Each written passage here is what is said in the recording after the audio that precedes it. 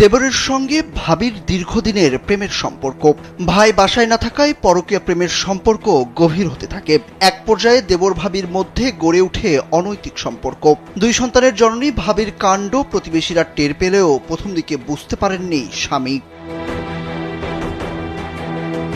এরই মধ্যে ভুক্তভোগী স্বামী দেবর ভাবির পরকীয়া হাতে নাতে ধরে ফেলেন। এরপর শুরু হয় আলোড়ন।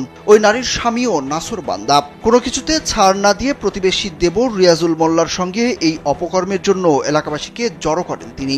এরপর নিজেই আয়োজন করেন বিয়ের।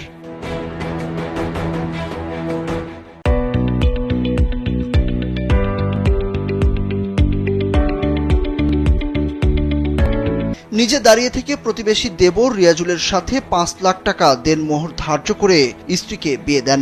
মঙ্গলবার রাত 11:30টার দিকে এলাকাবাসী স্থানীয় কাবিন রেজিস্টার করে বিবাহ সম্পন্ন করেন।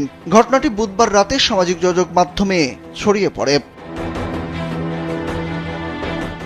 এদিকে দেবরের সঙ্গে ভাবির পরকীয়া এবং স্বামী নিজেই স্ত্রীকে বিয়ে দিয়ে দেওয়ায় এলাকা জুড়ে ব্যাপক চাঞ্চল্যের সৃষ্টি হয়েছে। দেবর ভাবির বিয়ে নিয়ে চলছে নানা আলোচনা সমালোচনা। স্থানীয়রা বলছেন, দিনের পর দিন এভাবে বেহায়াপনা করার চেয়ে তাদের বিয়ে দিয়ে দেওয়াই উচিত হয়েছে। জানা গেছে, স্থানীয় মুরব্বী ও এলাকাবাসীকে ডেকে আনা হলে স্বামীকে তালাক দেন ওই নারী। এর 20 মিনিট পর পরকীয়া প্রেমিক রিয়াজুলকে বিয়ে করেন। এই বিশাল চাঞ্চল্যকর ঘটনাটি ঘটেছে গোপালগঞ্জের মুকসুদপুর উপজেলার গোবিন্দপুর ইউনিয়নের গোপালপুর গ্রামে। দেবরের সঙ্গে পরকীয়ায় জড়ানো ওই নারীর 8 বছরের এক ছেলে ও 4 বছরের এক কন্যা সন্তান রয়েছে। ডেস্ক রিপোর্ট, কালবেলা।